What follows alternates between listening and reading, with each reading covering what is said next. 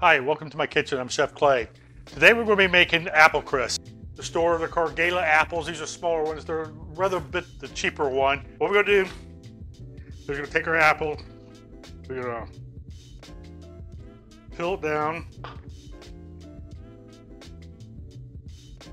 like this.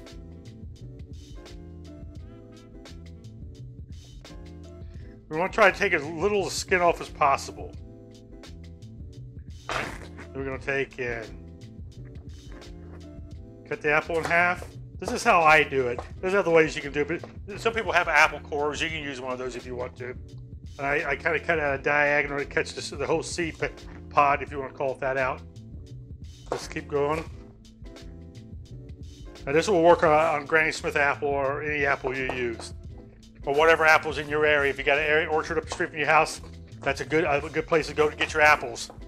You're getting good fresh apples, and you're also supporting your neighborhood orchard. All right, that's what we're going to do. We want to cut them into slices. Now over here I have a bowl that has water in it. It's got like a half a gallon of water in it, 6 cups. Actually, half cup, but 6 cups. And then it's got a tablespoon of lemon juice in it. What that does is it takes you a little bit of time to cut these apples up. By the time, if you just leave them lay in a bowl, they're going to turn black on you. So you put them in with a little bit of lemon juice. The acid will keep the apples from turning black. All right? We're going to put those in there. We're going to let them sit there for a few minutes. We don't need them right now, but they're kind of the bigger things. You want to do them first. But now we're going to make the crisp for the top. I got a half a cup of flour, half a cup of old-fashioned rolled oats, half a cup of brown sugar. I got a 1/4 teaspoon of cinnamon, 1/4 teaspoon of baking powder, a 1/4 teaspoon of salt, and 3 tablespoons of flour. AP flour is fine. You don't need to do anything more than that. Take and mix this up real good together. You want to try not to get too much heat going in here, so you want to mix it real fast with your hand, just break it up a little bit. Then I have a half a cup of butter here. I cubed it up to real small cubes to where it'll mix in here real good. You want to keep all this cold to where it's nice and stiff, because you don't want to keep this butter cold as possible for yourself. All right, you want to mix it up until you want to mix it till you get like a consistency of cornmeal, or a little heavier than that, pretty much around that. Just keep mixing it up. All right, now see what I have. How I have it here. It's kind of flaky, a little bit pieces, but there's a lot of small, like cornmeal. Look, that's how you want it to look. That way, when it melts, it'll melt out evenly inside the crisp, right? To help your crisp get nice and crispy and stuff. All right, I'm gonna set that aside for a second. Now I'm gonna take these apples. I have a strainer in the sink over here. I'm gonna dump these apples in here and bring them back over. Now what we want to do is we want to take our mixing bowl here. We want to mix in a 1/4 cup of butter, 3 tablespoons of butter actually.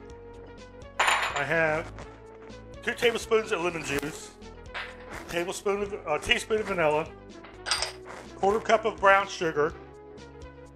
I have 3 tablespoons of water and a 1/4 teaspoon of cinnamon. We're going to mix all this together here. Now this is going to be your sauce that you're going to put your sliced apples in. Mix it up real good. Make sure you break up all the pieces. You want to mix this up real good before you put the apples in. Before you put the apples in, that way you don't have a lot of clumps in your apple slices. All right. Then we're going to take our apples, put them in here. All right. Take your spatula or a spoon or something. Now, be gentle when you're doing this, because if you get like a metal spoon, you want to use a plastic spoon or a wooden spoon. A metal spoon will just cut these apples all up, and you'll wind up with applesauce crisp. You don't want that. You want to keep these nice big flakes, or slices. I meant, not flakes. Mix it up.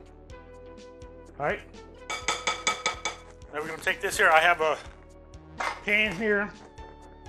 You can use an 8x8 or a 9x9. Depends on how thick you want it. An 8x8 will make it a little bit thicker if you want it. This is an 8x10 here, and I'm going to use it Spread it out in there. All right. Now this, well, a little bit of stuff I put in there, this has a lot of flavor to it. A lot of people don't realize how much flavor, and they start kind of adding more cinnamon.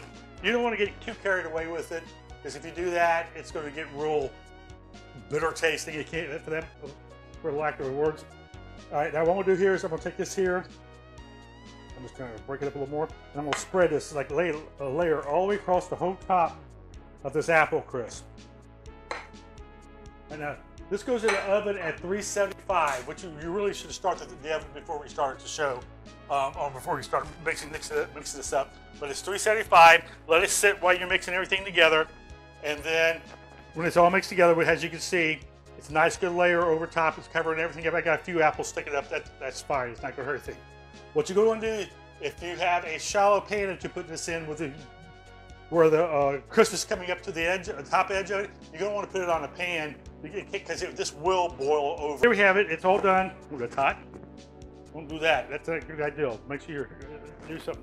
Now you're going to let this sit on the side for a little while. I'd make this probably, you can make this a day ahead of time, or you can make this like an hour before you serve it, because you're going to want everything to kind of set up. That flour and sugar and everything will make it thick, and it'll all set up. It'll still be warm and everything, but it will set up nice and firm to where you can serve it and you won't get burnt as much.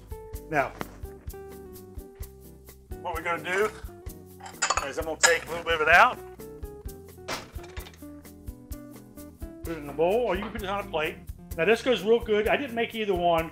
This goes good with ice cream, a scoop of a nice vanilla ice cream, or it goes good with a good scoop of French style whipped cream. But as you can see, it makes a nice little dish there. Put yourself some whipped cream on that, some ice cream on that, and everybody will enjoy it. I'm Chef Clay. I appreciate you watching my show. Thanks for watching. Bye.